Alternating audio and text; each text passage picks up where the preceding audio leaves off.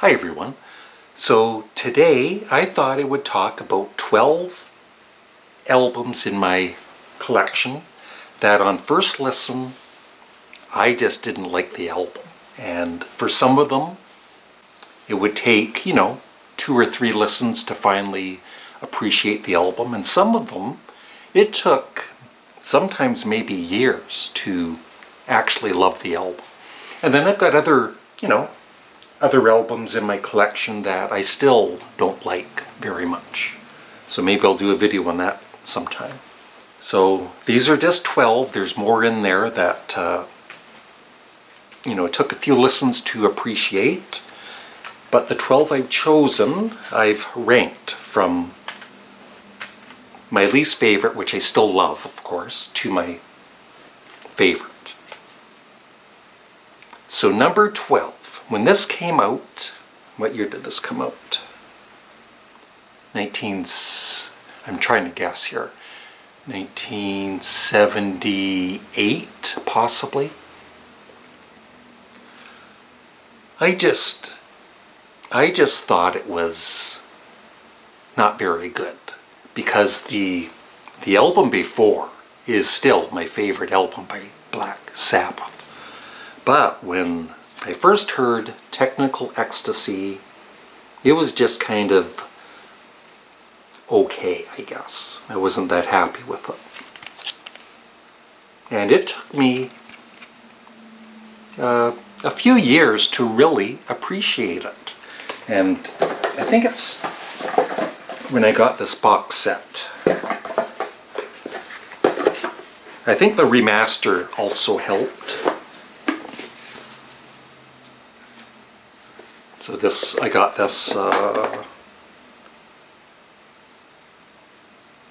2021. I think I was starting to warm up to it even before the box set.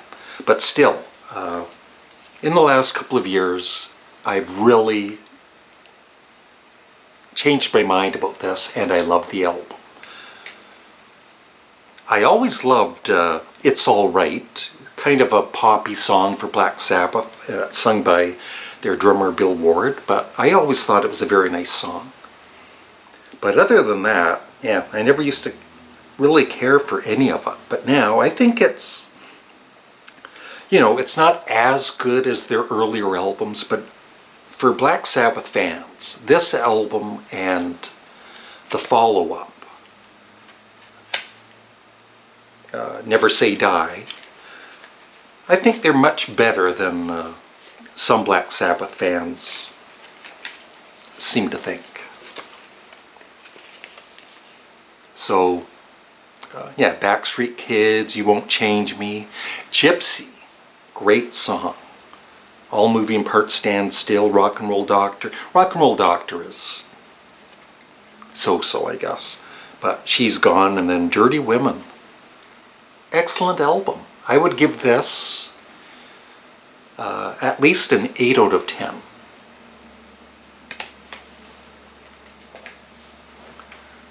Number 11, once again, this is an album I've had in my collection for many years, and just in the last, maybe about a year ago, I finally, I wouldn't listen to it too much because I love their other albums more anyway.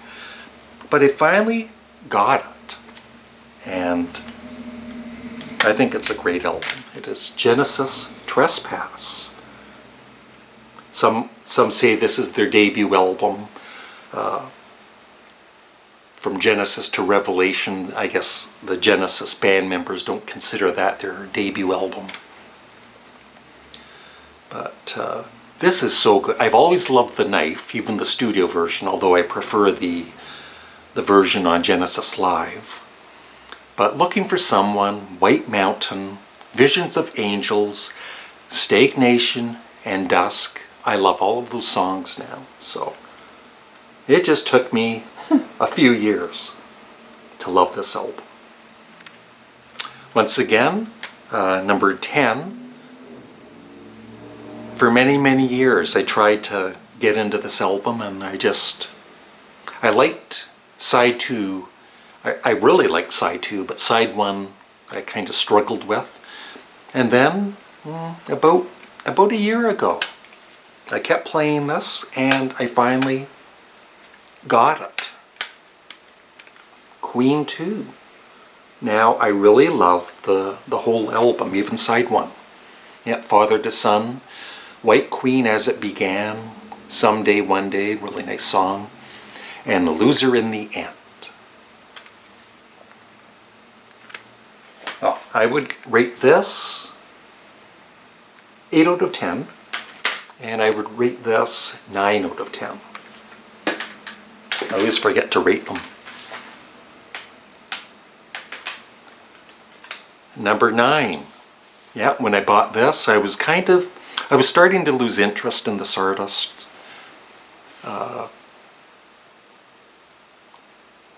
And so when I bought this, it was just kind of like another album by him, and I would play it once in a while, but I didn't really connect with it. But I would say about 3 or 4 years ago, I started to play it again, and I grew to really love it. I think it's underrated. Frank Zappa, the man from Utopia.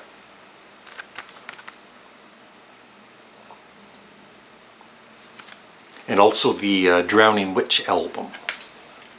I appreciate a lot more now. Yeah, Cocaine Decisions, I've always loved that song. The Radio is Broken. Yeah, there's a couple of songs on here that are pretty annoying, but I love them now. The Radio is Broken is one of them, and The Dangerous Kitchen. And then We Are Not Alone is a great instrumental, almost like it could fit on an album like Hot Rats. 9 out of 10. Yeah, I gave up on Frank Zappa when he released Thing Fish, which is a three album set on vinyl back in the day. And it was probably the most disappointing purchase of my life because it's 3 records. And I think, oh, 3 records of Frank Zappa. And I don't even have it in my collection anymore. That's how bad it is. Number 8. Yeah, I remember hearing I think when it came out, you know, in the early 70s. And I loved 2 of the songs on it. And then the other 3 I didn't really like. So but then I would say about maybe 4 or 5 years ago, I grew to love the whole album, and it is my second favorite Electric Light Orchestra album after El Dorado, ELO 2. Yeah, I always loved Roll Over Beethoven, their cover version, and Kuyama, if that's how you pronounce it. I always forget how it's pronounced in the song, but that's a great epic song. And then now I love In Old England Town and Mama and From the Sun to the World, Boogie number 1. 9 out of 10. Once again, number 7. Huge fan of this band, but when this album came out, big disappointment. I thought they were, you know, it was way too commercial and poppy, and I think I played it maybe once or twice and I gave up. But when I bought the box set of this band a few years back, I had a re-listen to it, and it's, you know what? This is a great pop rock album. Blue Oyster Cult, Mirrors. Yeah, there's one song on here, You're Not the One I Was Looking For, that's written by their drummer Albert Bouchard, and it's just a parody of the Cars sound. And he was just doing it as a joke, and he wasn't expecting it to be put on the album. And this was when the Cars were just starting to get popular, and so yeah, Albert says it's his least favorite song he ever wrote for Blue Oyster Cult. It was just done for a laugh, and it ended up on the album because the producer loved the song and wasn't aware of the Cars at the time. Number 6, a band I've really gotten into in the last year or so. But this album, when I first heard it, it's like, ugh. Kind of similar to Blue Oyster Cult's Mirrors. It's like, oh, this isn't prog rock. This is more poppy. So I didn't like it. But after, 2 or 3 more listens, I got to appreciate it, and now it's my favorite album of theirs that I've heard. Nektar with Down to Earth. Number 5, once again a big fan of this artist, and I'd like to thank again, I showed it on my Canadian Studmuffin channel, but Steve from All the World's a Stage gifted me this Lou Reed book, The King of New York. So thank you again, Steve. And he also gave me this very cool poster of Bob Dylan.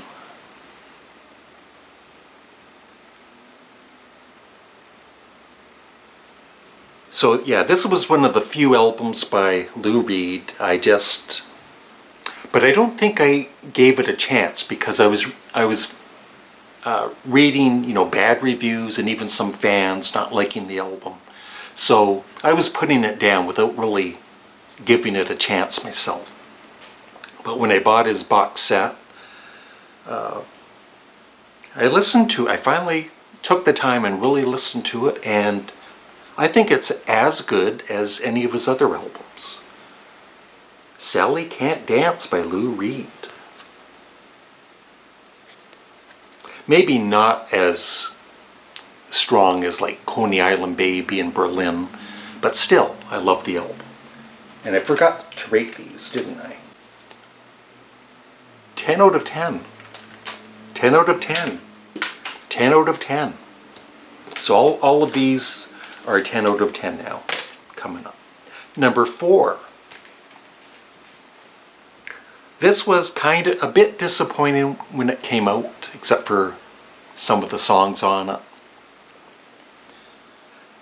And it isn't until recently, like I've always, liked it quite a bit, but I've never loved it. But it's only in the past year I've grown to really, really love Sparks Pulling Rabbits Out of a Hat.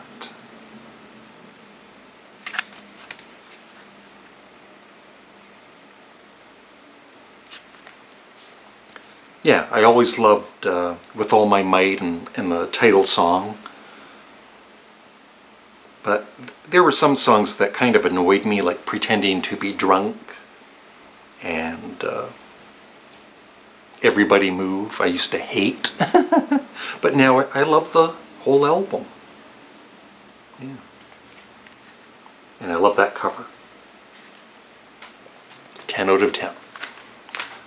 Okay. Number 3, I've talked about this album a lot, so I'll just quickly say, when I bought this back in 1971, I liked it, but I didn't feel it was as good or as strong as their earlier albums, and now it's my favorite album, studio album by Grand Funk Railroad, Survival.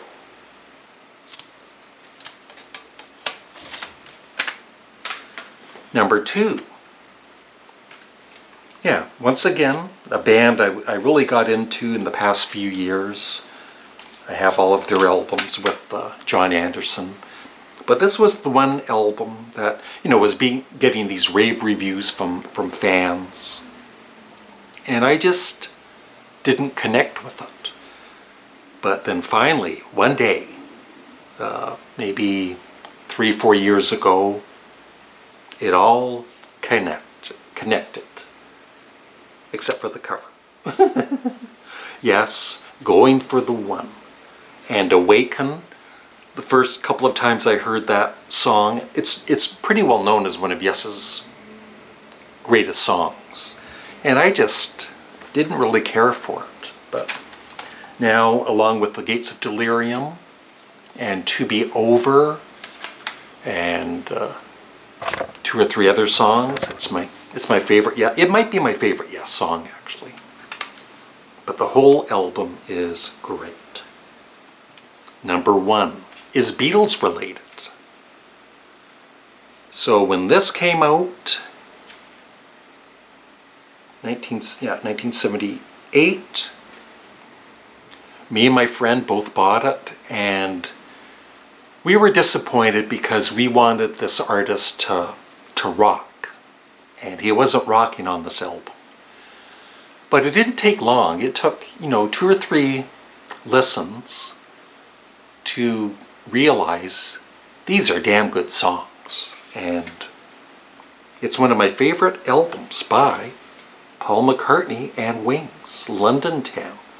And hopefully this is the year it becomes part of the archive series along with Back to the Egg.